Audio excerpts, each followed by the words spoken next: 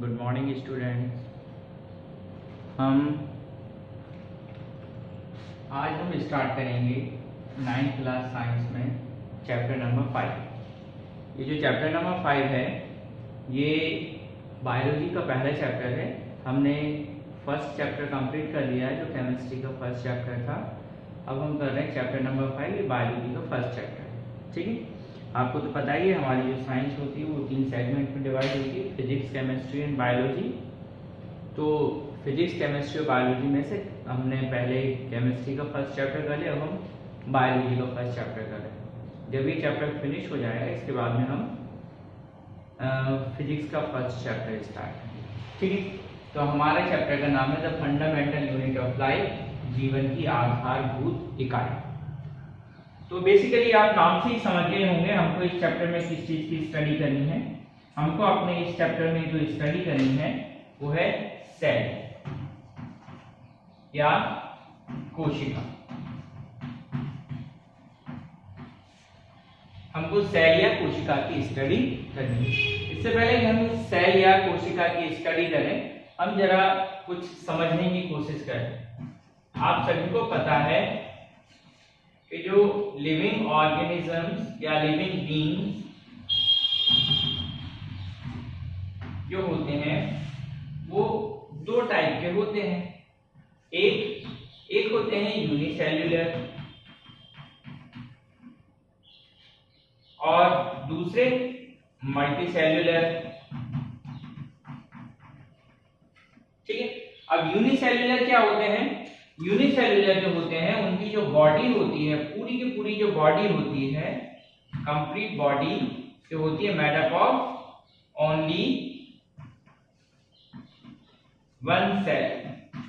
जो यूनिसेल्युलर होते हैं उनकी बॉडी में केवल एक ही सेल होती है, एक सेल से बनी हुई है। और जो मल्टीसेल्युलर होते हैं इनकी जो बॉडी होती है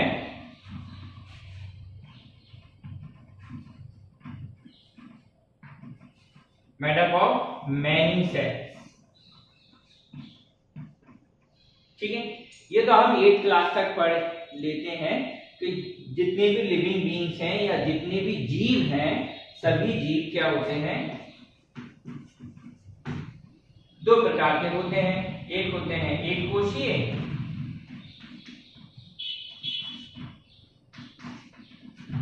और दूसरे बहुकोशीय।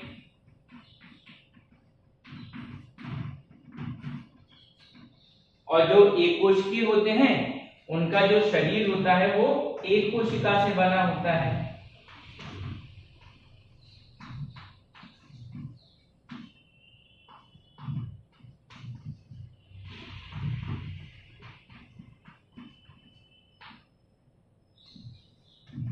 और जो बहुकोशिकीय होते हैं उनका शरीर अनेकों कोशिकाओं से बना होता है। ठीक है, ये चीज हम 8th क्लास तक पढ़ लेते हैं। क्या पढ़ लेते हैं? हम ये पढ़ लेते हैं कि जितने भी जीव हैं या जो लिविंग बीइंग्स हैं वो 2 टाइप के होते हैं सेल के बेस पर। अगर उनका शरीर एक कोशिका से बना है तो उसको हम यूनिसेल्युलर कहते हैं, और अगर उनका जो शरीर है वो एक से ज्यादा कोशिकाओं से मिलकर बना हो तो उसको हम मल्टीसेल्युलर कहते हैं। हिंदी में क्या बोलेंगे? जितने भी जीव हैं अगर उनका शरीर एक कोशिका से बना है तो उसको हम एक कोशीय बोलते हैं, और अगर शरीर अनेक कोशिकाओं से मिलकर बना हुआ हो तो ऐसे जीव बहुकोशिकीय जीव कहलाते हैं। ठीक है, ये चीज हम पहले से ही जानते हैं। हमारा जो पार्ट है या हमारा जो चैप्टर है, इस चैप्टर में हमको पढ़ना है सेल के बारे में। किसके बारे में पढ़ना है? सेल के बारे में। तो आइए सबसे पहले हम बात करते हैं सेल की कि ये जो सेल शब्द है ये शब्द आया कहां से या किसने इस सेल को डिस्कवर किया, कोशिका को किसने खोजा।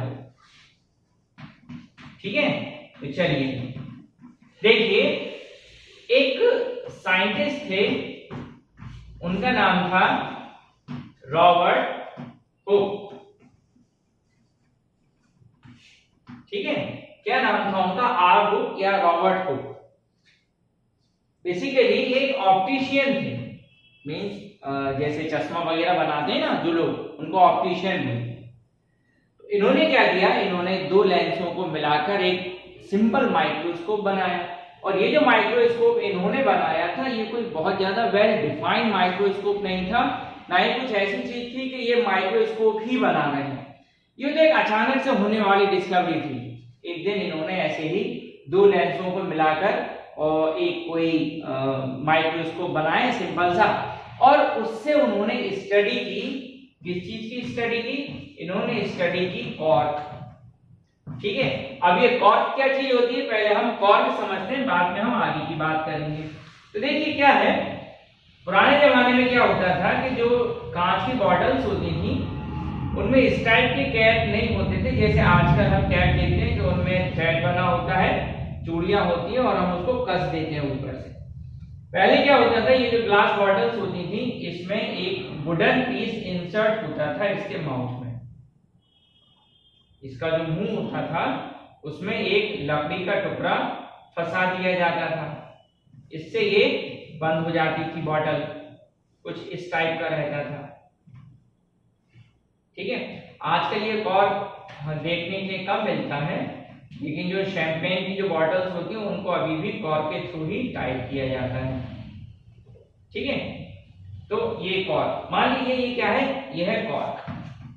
तो रॉबर्ट हुक ने क्या किया, उन्होंने इस कॉर्क का छोटा सा टुकड़ा अपने जो उन्होंने माइक्रोस्कोप बनाया था उस माइक्रोस्कोप में उन्होंने इस कॉर्क के छोटे से टुकड़े की स्टडी की। जब उन्होंने इसकी स्टडी की तो उनको हनी हाइव जो होता है, मधुमक्खी का जो छत्ता होता है, उस टाइप के कुछ सेल्स, कुछ स्ट्रक्चर दिखाई दिया।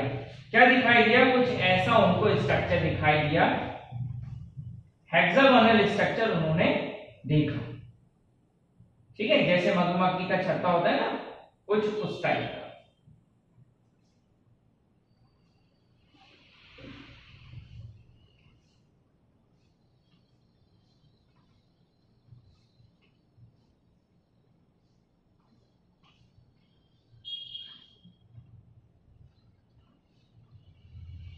तो ये मैंने छोटा सा स्ट्रक्चर बनाया है। तो रॉबर्ट हुक को कुछ इसको जब इन्होंने माइक्रोस्कोप में इस कॉर्क के छोटे से हिस्से को देखा तो कुछ ऐसी संरचना उन्हें दिखाई दी। इस संरचना को उन्होंने जो नाम दिया उन्होंने सेल। ठीक है, तो आप समझे सेल शब्द कहां से आया या सेल वर्ड कहां से आया? ये जो सेल वर्ड आया है, ये जो शब्द आया है, ये शब्द आया है इस कॉर्क का अध्ययन जो रॉबर्ट हुक ने किया था। कब किया था? 1665 में। ठीक है, अभी जो सेल है, अगर हम इसका लिटरल मीनिंग जानना चाहें तो हमारी बुक में लिखा हुआ है, सेल एक लैटिन वर्ड है और इसका मतलब होता है, सेल का मतलब क्या होता है? सेल का मतलब होता है a small tomb। ठीक है, एक छोटा सा कमरा। तो सेल का लिटरल मीनिंग लैटिन भाषा में स्मॉल रूम होता है। ठीक है, चलिए अब रॉबर्ट हुक ने क्या बनाया, याद रखिए रॉबर्ट हुक ने 1665 में एक सिंपल माइक्रोस्कोप बनाया था।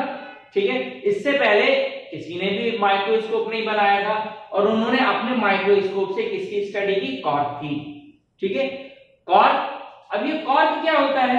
असल में जो कॉर्क होता है वो जो प्लांट बार्क होते हैं, बार्क मतलब छाल, जो छाल होती है पौधे की, उस छाल से बनाया जाता है कॉर्क। तो इससे क्या पता पड़ा? इससे ये पता पड़ा कि एक्चुअली वास्तव में जो उन्होंने देखी थी सेल्स, वो प्लांट का ही पार्ट उन्होंने देखा था। जो उन्होंने सेल देखी थी वो क्या देखी थी? जो प्लांट का पार्ट होता है उसी पार्ट को उन्होंने माइक्रोस्कोप में स्टडी किया था। चलिए, ये बात तो यही खत्म हो जाती है। अब इनके बाद में एक साइंटिस्ट आते हैं, उनका नाम है A.V. ल्यूवेनहॉक। ठीक है, थोड़ा अच्छा सा नाम है, A.V. ल्यूवेनहॉक।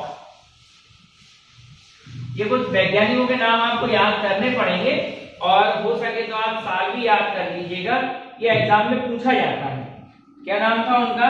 उनका नाम था A.V.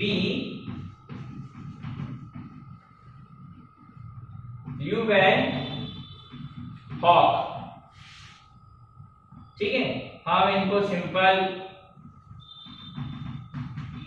ल्यूवेन हॉक कह सकते हैं, ठीक है, एवी ल्यूवेन हॉक। अब इन्होंने क्या किया आपको पता है कि जो रॉबर्ट हुक थे उन्होंने सिंपल माइक्रोस्कोप बनाया। अब जो एवी ल्यूवेन हॉक थे इन्होंने पूरी तरीके से सोच समझकर एक अच्छा माइक्रोस्कोप बनाया। तो इन्होंने भी माइक्रोस्कोप बनाया था और रॉबर्ट हुक ने भी माइक्रोस्कोप बनाया था, ठीक है। अब इन दोनों में डिफरेंस क्या है, जो रॉबर्ट हुक है उन्होंने जो माइक्रोस्कोप बनाया वो सबसे पहले बनाया था, और जो ल्यूवेन हॉक है इन्होंने जो माइक्रोस्कोप बनाया ये उनके बाद में बनाया था। लेकिन ल्यूवेन हॉक का जो माइक्रोस्कोप है वो रॉबर्ट हुक के माइक्रोस्कोप से थोड़ा सा एडवांस है, ठीक है। अब एक टाइम भी हमको बताना है कि इन्होंने जो अपना माइक्रोस्कोप बनाया तो वो कब बनाया, उन्होंने जो स्टडी की वो 1683 के समथिंग इन्होंने स्टडी की, ठीक है। अब ल्यूवेन हॉक ने 1683 में माइक्रोस्कोप बना लिया और इन्होंने किस चीज की स्टडी की, इन्होंने एक्चुअली ऑर्गेनिज्म की स्टडी की। किनकी स्टडी की, जो जीव होते हैं जीवों का इन्होंने अध्ययन किया। किस चीज को देखा, इन्होंने अपने माइक्रोस्कोप से जीवाणु देखे, ठीक है, और कुछ सूक्ष्म जीव देखे, सूक्ष्म कोशिकाएं या सूक्ष्म जीव, ठीक है, और शुक्राणु, ठीक है। इन सेल्स का, इन कोशिकाओं का इन्होंने अध्ययन किया। जीवाणु में बैक्टीरिया, ठीक है, और माइक्रो ऑर्गेनिज्म और स्पर्म्स, ईटीसी, इन चीजों की इन्होंने स्टडी की। इन्होंने स्टडी की ल्यूवेन हॉक ने, ठीक है। और जब वे इनकी स्टडी कर रहे थे तो जो सेल, सब ये सेल वर्ड किसने दिया था, ये सेल वर्ड दिया था रॉबर्ट हुक ने। इन्होंने भी कहा ल्यूवेन हॉक ने कि ये बैक्टीरिया की सेल है, ये स्पर्म सेल है, इस तरह से आगे और उसमें स्टडी होती है, ठीक है। अब ल्यूवेन हॉक के बाद में, अब देखिए याद रखिएगा जो सेल है, सेल में कुछ डिस्कवरीज पूछी जाती हैं एग्जाम में। एक तो सेल डिस्कवर किसने की, दूसरी माइक्रोस्कोप किसने डिस्कवर किया, मींस खोजा। ल्यूवेन हॉक के माइक्रोस्कोप और जो रॉबर्ट हुक है उनके माइक्रोस्कोप में क्या डिफरेंस है, तो याद रखिए जो रॉबर्ट हुक है उन्होंने सबसे पहले बनाया और जो ल्यूवेन हॉक है उन्होंने उनके बाद में बनाया। रॉबर्ट हुक का टाइम है 1665, ल्यूवेन हॉक का टाइम है 1683। वो 1665 में बनाया उन्होंने और इन्होंने 1683 में बनाया। एक चीज और याद रखिए, एक चीज और पूछी जाती है एग्जाम में सेल से रिलेटेड, कि जो न्यूक्लियस है, केंद्रक, केंद्रक की खोज किसने की, तो ये खोज भी आप याद है। वैसे तो हमारी बुक में पूरा एक पैराग्राफ है, उस पैराग्राफ में जो मोस्ट डिस्कवरीज जो हुई हैं सेल से रिलेटेड, सेल और सेल का नेम, माइक्रोस्कोप और जो सेल ऑर्गेनेल्स हैं किस किसने डिस्कवर की, वो पूरा पैराग्राफ है, ठीक है। मैं आपको दो तीन चीजें बता रहा हूं। अब ऐसे ही न्यूक्लियस, न्यूक्लियस मतलब केंद्रक। अब केंद्रक की खोज किसने की, केंद्रक की खोज की थी रॉबर्ट ब्राउन ने। किसने की थी, रॉबर्ट ब्राउन। याद रखिएगा साइंटिस्ट का नेम रॉबर्ट ब्राउन, और इनका टाइम याद रखिए कब की थी इन्होंने, 1881 ईयर याद रखिए। 1881 में इन्होंने इसको डिस्कवर किया था। किसको डिस्कवर किया था, न्यूक्लियस को। और किसके थ्रू डिस्कवर किया, माइक्रोस्कोप के जरिए उन्होंने इसको डिस्कवर किया था, ठीक है। तो तीन चीजें याद रखिए। पहली चीज याद रखिए रॉबर्ट हुक ने सेल वर्ड दिया, एक चीज। दूसरी चीज रॉबर्ट हुक ने सबसे पहले माइक्रोस्कोप बनाया, ठीक है। तीसरी चीज रॉबर्ट हुक ने ही सबसे पहले प्लांट सेल्स को माइक्रोस्कोप में देखा था। प्लांट सेल्स को डायरेक्ट नहीं देखा था, किस में देखा था, कॉर्क में। ल्यूवेन हॉक के बारे में याद रखिए, उन्होंने दूसरे नंबर पर अच्छा माइक्रोस्कोप बनाया। ये जो माइक्रोस्कोप था ल्यूवेन हॉक का, वो रॉबर्ट हुक के माइक्रोस्कोप से थोड़ा सा, या हम कहें बहुत ज्यादा एडवांस था। और न्यूक्लियस की डिस्कवरी किसने की? न्यूक्लियस की डिस्कवरी की थी 1881 के समथिंग रॉबर्ट ब्राउन ने। ठीक है, अभी ऐसे बहुत सारे साइंटिस्टों के नाम हमको याद रखने हैं और टाइम भी याद रखना है। ठीक है, अब जब हमको ये पता पड़ गया कि सेल जो होती है ये क्या थी? ये प्लांट का पार्ट। ठीक है, बाल मीन छाल, छाल प्लांट का पार्ट होती है। तो जो रॉबर्ट हुक थे उन्होंने किसको देखा था? उन्होंने यही सेल को देखा। ठीक है, अब ये जो सेल जो थी ये आगे जाके और ज्यादा बायोलॉजी का पार्ट बनी और आज भी हम किस वर्ड का यूज करते हैं? सेल का ही यूज करते हैं। इसी सेल से पता पड़ा हमको कि जो ऑर्गेनिज्म है, जो लिविंग बीइंग्स है, जितने भी जीव जंतु इस धरती पर हैं, वे सारे के सारे या तो एक कोशिका से बने हैं या फिर बहुत सारी कोशिकाओं से बने हैं। या तो वो सिंगल सेल एनिमल्स हैं, ऑर्गेनिजम्स हैं, या फिर वो मल्टी सेल्यूलर ऑर्गेनिजम्स हैं। ठीक है, अब देखिए जब हम साइंस पढ़ते हैं तो साइंस में हर चीज की हमको डेफिनेशन पढ़नी पड़ती है, क्योंकि हम सेल के बारे में पढ़ रहे हैं इसलिए हमको सेल की डेफिनेशन भी पढ़ना चाहिए। हमको पता होना चाहिए कि सेल जो है इसकी क्या डेफिनेशन। तो देखिए सेल की डेफिनेशन पढ़ने के लिए हम सिंपल एक स्टेटमेंट याद रखते हैं, सेल या कोशिका, इसको हम क्या बोल सकते हैं? यही है हमारे चैप्टर का नाम, the fundamental unit of life. क्या होती है? सेल, जीवन की आधारभूत इकाई। क्या होती है? कोशिका। ठीक है, लेकिन दो साइंटिस्ट थे, एक का नाम था सिलिडेन, ठीक है, और दूसरे जो साइंटिस्ट हैं उनका नाम है शॉन। ठीक है, सिलिडेन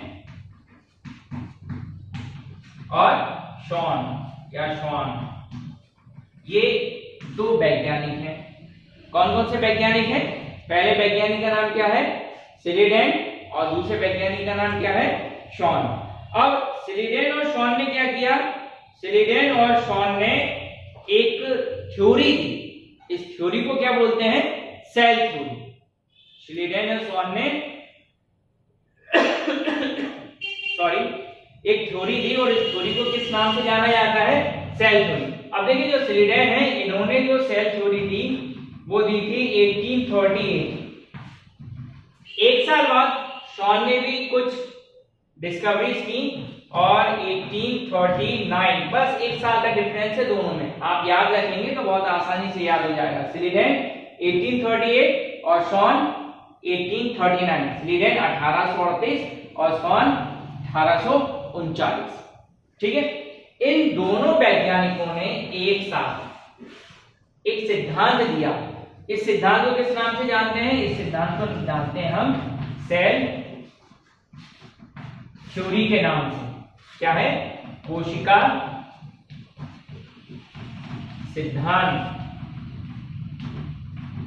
ठीक है, अब एग्जाम में क्वेश्चन पूछा जा सकता है आपसे कि सेल थ्योरी गिवन बाय, तो नाम याद रखिएगा, सिलिडेन एंड शॉन।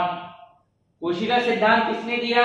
सिलिडेन ने और शॉन ने दिया। टाइम क्या लिखेंगे? सिलिडेन के लिए याद रखेंगे आप 1838 और शॉन के लिए याद रखेंगे आप 1839। ठीक है, अब सेल सिद्धांत या कोशिका सिद्धांत या सेल थ्योरी क्या है तो इसको याद है। तो बहुत छोटी सी डेफिनेशन है, असल में जो सेल की डेफिनेशन है वो यही थ्योरी है। ठीक है, अब क्या है? According to cell theory,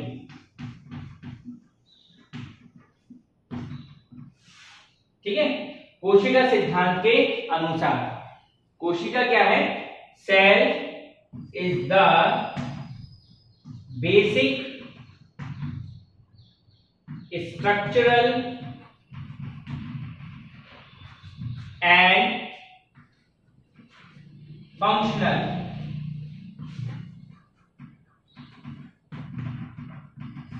unit of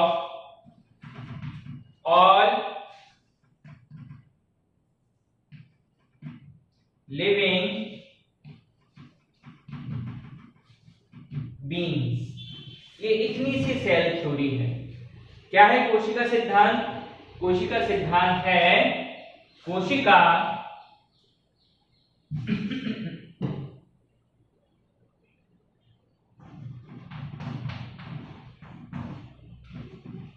कोशिका सभी जीवों की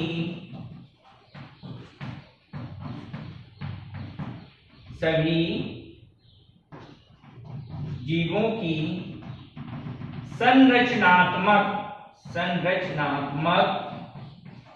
एवं कार्यात्मक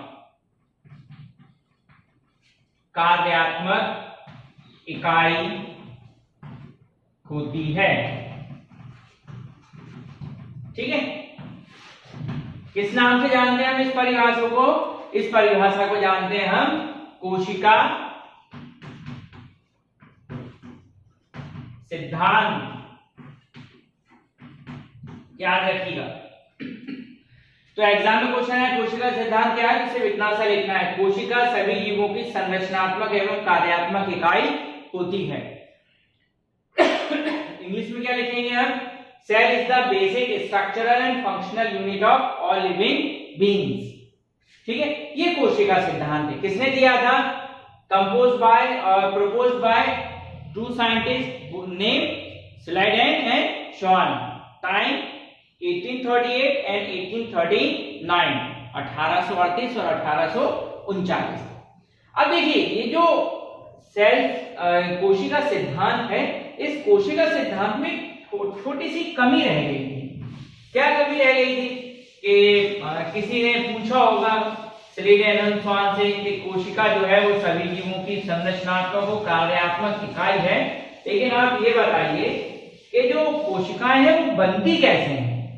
जो कोशिकाएं हैं वो बनती कैसे हैं? मैं आपसे जनरली डिस्कशन कर रहा हूं और बताना चाह रहा हूं कि कुछ कमी रह गई। क्या कमी रह गई? कि उन्होंने ये तो बता दिया कि कोशिका जीवन की संरचनात्मक और कार्यात्मक इकाई होती है, लेकिन वो ये बताना भूल गए कोशिकाएं बनती कैसे हैं। ठीक है ना, क्योंकि आपको तो पता है अगर ये अंडा है, इससे चिक निकलेगा, बड़ा होगा, हैन में कन्वर्ट होगा, हैन कॉक, और फिर दोबारा से एक एग बनेगा।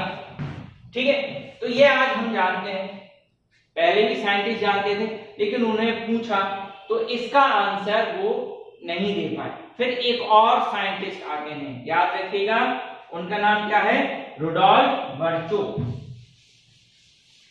ठीक है, क्या नाम है उनका? उनका नाम है रुडोल्फ वर्चो। और टाइम याद रखिएगा,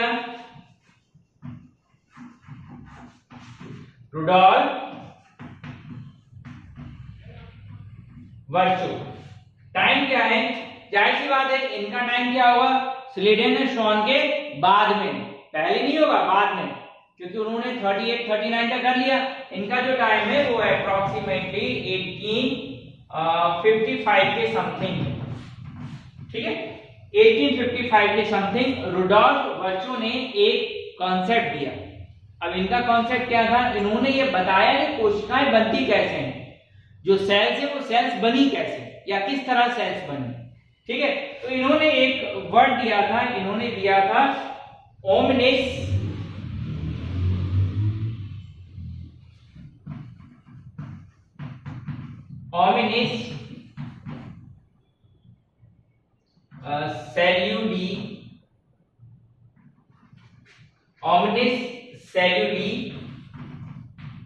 सेल्यूला।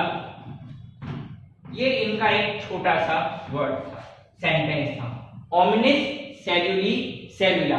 इसका मतलब क्या है? All cells arises. क्या मतलब होता है इसका? इसका मतलब होता है all cells are arises from pre existing cells. Sorry. All cells are arises from pre-existing cells. ठीक है, अब हिंदी में क्या बोलेंगे हम? तो देखिए, हम बात कर रहे हैं कोशिका किस तरह बनती हैं। तो एक वैज्ञानिक है, उनका नाम है रुडोल्फ वर्चो और टाइम है उनका 1855। उन्होंने एक छोटा सा वाक्य दिया। ठीक है, ये वाक्य क्या है? इस वाक्य को बोलते हैं हम ओमिनिस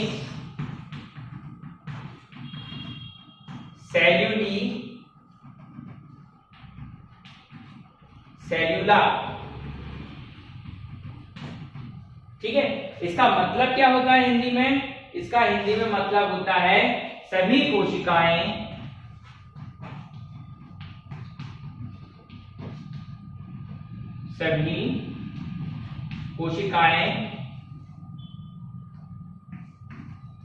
पूर्व स्थित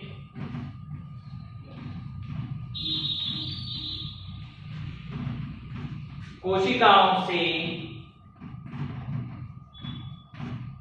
बनती हैं। ठीक है, याद रखिएगा। तो अब एग्जाम में क्वेश्चन क्या पूछा जाता है? एग्जाम में क्वेश्चन पूछा जाता है कि रुडोल्फ वर्शो ने क्या सिद्धांत दिया था? तो आप चाहो तो ये लिख सकते हो ओमनिस सेलुलि सेलुला, पूरे नंबर मिलेंगे। इंग्लिश में या हिंदी में ये लिख सकते हो ओमनिस सेलुलि सेलुला, या फिर आप ये लिख सकते हो all cells are arises from pre existing cells, सभी कोशिकाएं पूर्व स्थित कोशिकाओं से ही बनती हैं। ठीक है, अब 3 साइंटिस्ट हो गए हमारे पास। कौन कौन से? एक हो गए स्लाइडेन, दूसरे हो गए शॉन और तीसरे हो गए रुडोल्फ वर्शो। अब इन तीनों साइंटिस्टों के जो कॉन्सेप्ट हैं उन कॉन्सेप्ट को मिलाकर एक न्यू कॉन्सेप्ट दिया गया है, उसको बोलते हैं मॉडर्न सेल थ्योरी। क्या बोलते हैं? Modern cell theory. अब ये मॉडर्न सेल थ्योरी क्या है? ठीक है, तो क्या बोलते हैं? मॉडर्न सेल थ्योरी मीन्स आधुनिक कोशिका सिद्धांत।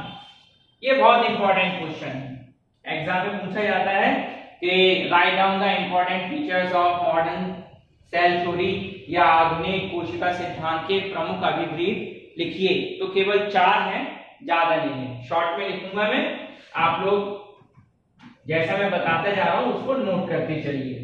ठीक है, चलिए। तो सबसे पहला, अब देखिए ध्यान रखिए, ये जो कॉन्सेप्ट है ये किसी मॉडर्न साइंटिस्ट का अपना कॉन्सेप्ट नहीं है। ये जो सिद्धांत है, ये सिद्धांत तीनों वैज्ञानिकों के सिद्धांतों को आपस में मिलाकर बनाया गया है। ठीक है, थोड़ा सा और एडवांस फॉर्म हम उसको बोल सकते हैं। तो पहली चीज याद रखिए कि ये जो सिद्धांत है, ये सिद्धांत क्या कहता है? इसका जो पहला पॉइंट है, वो पहला पॉइंट ये कहता है कि all organisms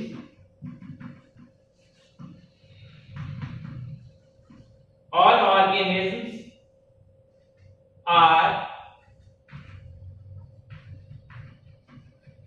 composed of cells। ठीक है, ये क्या कहता है? ये सिद्धांत कहता है कि all organism are composed of cell. ठीक है, इसका दूसरा पॉइंट समझते हैं क्या कहता है? ये सिद्धांत जो मॉडर्न सिद्धांत है उसका पहला पॉइंट क्या है? All organism are composed of cell. दूसरा पॉइंट क्या कहता है? ऑल सेल्स, जो अभी हमने पढ़ी थी थोड़ी देर पहले, all cells are arise, all cells are arise from pre existing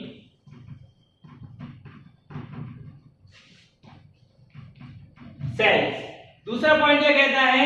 इस सिद्धांत का दूसरा पॉइंट ये कहता है कि all cells are arise from pre existing cells. जितनी भी सेल्स हैं सब पहले से जो एग्जिस्ट सेल हैं उन्हीं सेल से डेवलप होती हैं। ठीक है, अब इसका तीसरा पॉइंट क्या कहता है? तीसरा पॉइंट ये है इसका कि cell is the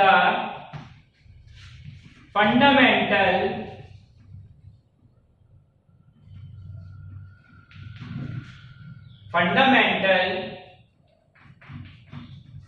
unit of life.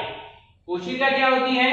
कोशिका जो है सेल क्या है? सेल फंडामेंटल यूनिट है लाइफ की। फंडामेंटल में दोनों चीजें इंक्लूड कर लेते हैं हम। क्या क्या? फंडामेंटल का मतलब होता है स्ट्रक्चरल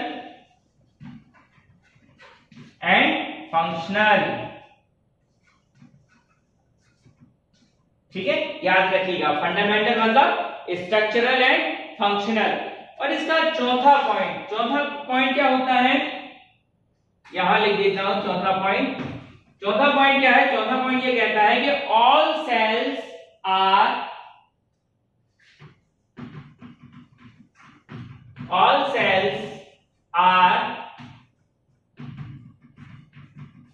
basically alike in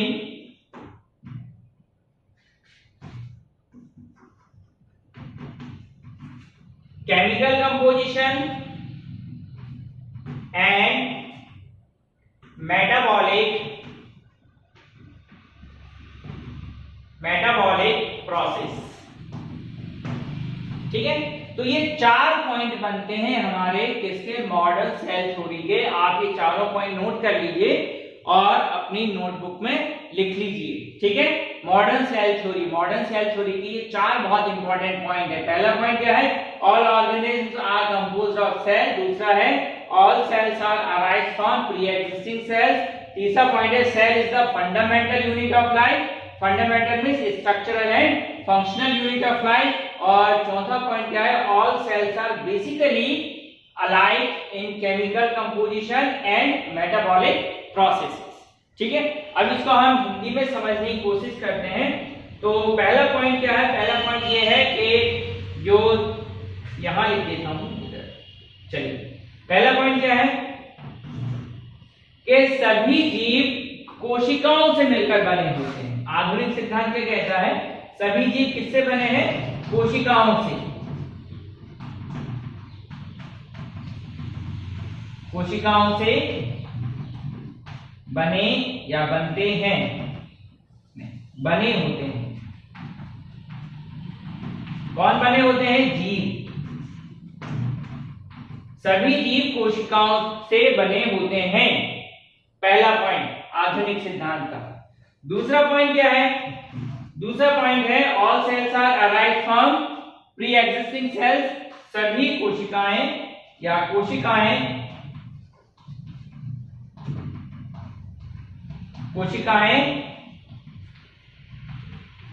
पहले से स्थित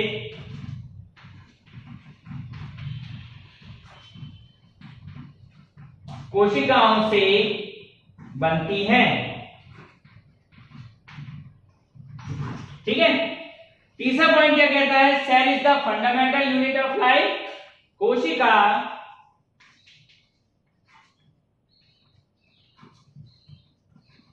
जीवन की आधारभूत इकाई होती है। ठीक है, और चौथा पॉइंट क्या है, चौथा पॉइंट यह है कि यहां लिख देता हूं चौथा पॉइंट ये, all cells are basically alike in chemical composition and metabolic process. तो जो कोशिकाएं होती हैं, कोशिकाएं रासायनिक एवं उपापचय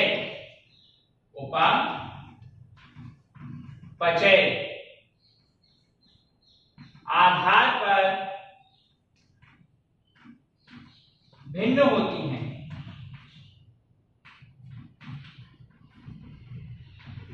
ठीक है, शॉर्ट में लिखा है मैंने, पढ़ के बता देता हूं। आधुनिक कोशिका सिद्धांत क्या कहता है, आधुनिक कोशिका सिद्धांत कैसा कहता है कि सभी जीव कोशिकाओं से बने होते हैं। दूसरा पॉइंट है इसका, कोशिकाएं पहले से स्थित कोशिकाओं से बनती हैं। तीसरा पॉइंट, कोशिका जीवन की आधारभूत इकाई होती है। और चौथा पॉइंट, कोशिकाएं रासायनिक एवं उपापचयी आधार पर भिन्न होती हैं। और ये जो कॉन्सेप्ट है मॉडर्न सेल थ्योरी या आधुनिक कोशिका सिद्धांत के नाम से जाना जाता है। ठीक है, चलिए अब आगे चलते हैं अपन।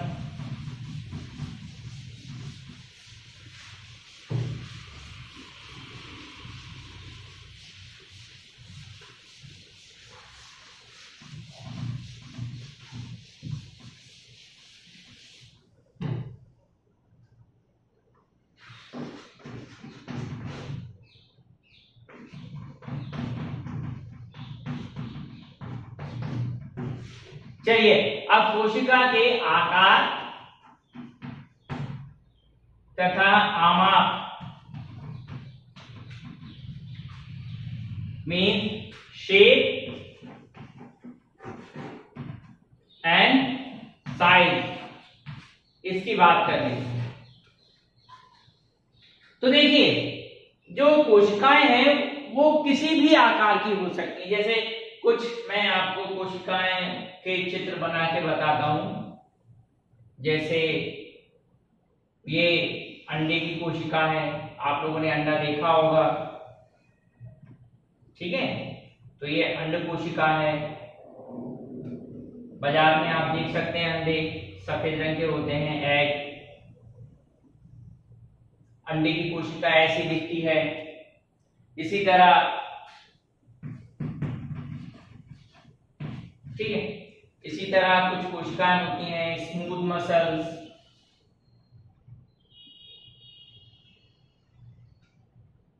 कुछ ऐसी दिखाई देती है स्मूथ मसल्स।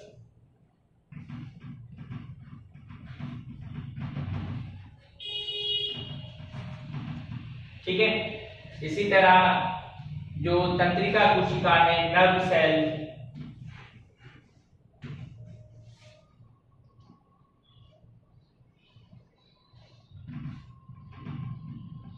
जो नर्व सेल है वो कुछ इस तरह की दिखाई देती है। ठीक है, एक और सेल है क्लेमाइडोमोनास, जो उसकी कोशिका है कुछ ऐसी दिखाई देती है। ठीक है, इसी तरह जो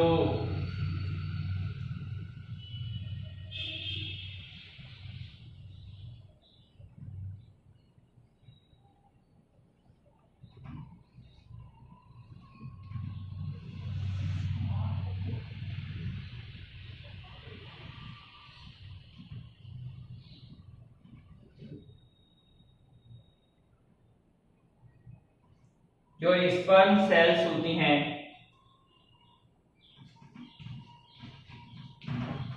वो इस तरह दिखाई देती है। मतलब अब ये अपने बोर्ड में पूरे डायग्राम नहीं आएंगे, मतलब बहुत सारे डायग्राम हैं, इस टाइप की सेल्स दिखाई देती हैं। एक और सेल होती है ह्यूमन एग, कुछ इस टाइप की दिखाई देती है। ठीक है, तो ये ह्यूमन एग हो गया।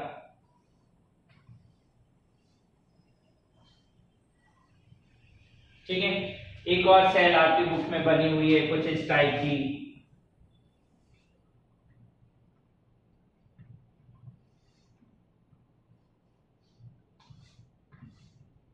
एक एल्गी है। ठीक है, ये देखने में लगता है कि ये बहुत सारी सेल से मिलकर बनी होगी, लेकिन ये सिंगल सेल है। एसिटाबुलेरिया, क्या नाम है इसका? एसिटाबुलेरिया। ठीक है, तो ये एसिटाबुलेरिया है। और भी बहुत सारी सेल्स होती है। तो आपने देखा सभी सेल के जो शेप हैं वो कहते हैं डिफरेंट टाइप की सेल्स होती हैं। सेल के जो शेप होते हैं वो डिफरेंट हो सकते हैं। और भी बहुत सारी टाइप की सेल्स होती हैं। जब आप आगे हाई क्लासेस में स्टडी करेंगे तो आपको पता पड़ेगा सेल्स केवल ये 4-5 टाइप की जो मैंने बोर्ड पे ड्रॉ की हैं ये नहीं है, ये बहुत सारी अलग अलग टाइप की होती हैं। हिंदी में क्या बोलेंगे? ये है अंडा, ठीक है, ये है पेशी, ये है तंत्रिका, ठीक है, ये एसिटाबुलेरिया,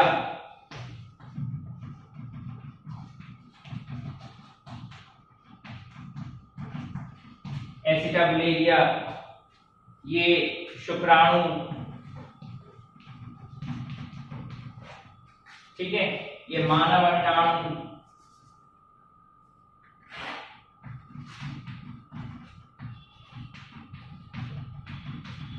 ठीक है। तो ये कुछ कोशिकाएं मैंने बोर्ड पे ड्रॉ की थी, बनाई थी आपको बताने के लिए कि कोशिकाओं का जो आकार है वो कुछ भी हो सकता है। ठीक है। तो कोशिकाएं आकार में कभी भी समान नहीं होती, याद रखिए, कोशिकाएं आकार में समान नहीं होती, ठीक है। क्रॉस मतलब नहीं होती, कभी भी कोशिकाएं शेप में इक्वल या एक जैसी नहीं होती। अब जब आपको दिख रहा है कोशिकाओं का आकार समान नहीं है तो क्या इनका साइज समान होगा? देखो ये कैसा है, इसका साइज, इसका शेप कैसा है, इसका शेप कैसा है, इसका शेप, ये 4-5 जो सेल्स मैंने बनाए हैं इनमें आप इनके साइज भी देख सकते हो। जब इनका शेप सेम नहीं है तो क्या साइज सेम होगा? अगर आप सोच रहे हैं कि ये साइज में भी डिफरेंट होती है तो बिल्कुल सही सोच रहे हैं, ये साइज में भी डिफरेंट होती हैं, डिफरेंट इन साइज, इनका साइज भी अलग अलग होता है। कुछ कोशिका बहुत बड़ी होती हैं, जैसे ऑस्ट्रिच, आप जानते होंगे एक बर्ड है उसका नाम है ऑस्ट्रिच, ठीक है। हिंदी में क्या बोलते हैं उसको? शुतुरमुर्ग। शुतुरमुर्ग, शुतुरमुर्ग का अंडा इस धरती पे मिलने वाली सभी कोशिकाओं में सबसे बड़ी कोशिका होती है। ये इतनी बड़ी कोशिका होती है कि इसको हम अपनी नग्न आंखों से देख सकते हैं, बिना माइक्रोस्कोप के ही दिख जाती है। और ये कितनी बड़ी होती है आप इसका अंदाजा इसी से लगा सकते हैं कि शुतुरमुर्ग का अंडा जो होता है इसका डायमीटर जो होता है वो 18 सेंटीमीटर होता है, 18 सेंटीमीटर का व्यास होता है। तो बहुत बड़ा अंडा होता है, ये एक ही कोशिका है, ठीक है। और जो ह्यूमन स्पर्म होता है, मानव शुक्राणु जो होता है, वो मनुष्य की सबसे छोटी कोशिका होती है। और धरती पर पाए जाने वाली सभी कोशिकाओं में सबसे छोटी कोशिका जो है वो है पीपीएलओ, ठीक है, प्लूरो निमोनिया लाइक ऑर्गेनिज्म जो है, ये कोशिका सबसे छोटी कोशिका होती है। इससे छोटी कोशिका अभी तक ज्ञात नहीं की गई है, कभी इससे छोटी कोशिका ज्ञात हो जाएगी उसके बारे में भी पढ़ लेंगे। अभी तक ज्ञात कोशिकाओं में सबसे छोटी कोशिका है पीपीएल। तो इनका साइज भी अलग अलग होता है। जो मनुष्य में जो तंत्रिका कोशिका होती है ये इसकी लंबाई 100 सेंटीमीटर तक हो सकती है, ठीक है। ये एक ही कोशिका है, 100 सेंटीमीटर, 1 मीटर लंबी कोशिका। आप सोचिए साइज कितना है, ये 18 सेंटीमीटर डायमीटर है, इसकी लेंथ 100 सेंटीमीटर है। ये जो एसिटाबुलेरिया है ये लगभग 10 सेंटीमीटर लंबी कोशिका होती है, एक ही कोशिका है, ठीक है। तो ये डिफरेंट साइज की भी कोशिकाएं होती हैं। तो हमको क्या पता पड़ा? हमको पता पड़ा कि कोशिकाओं का साइज भी अलग होता है और शेप भी अलग होता है। आज हम इतना ही रखते हैं, कल से मेरा मतलब है जो नेक्स्ट लेक्चर होगा उस लेक्चर में हम सेल को और आगे स्टडी करेंगे। आज बस इतना ही रखेंगे, जो आपको बताया है मैंने उसको आप नोट करते रहिए, अपनी नोटबुक में लिखते रहिए। Thank you.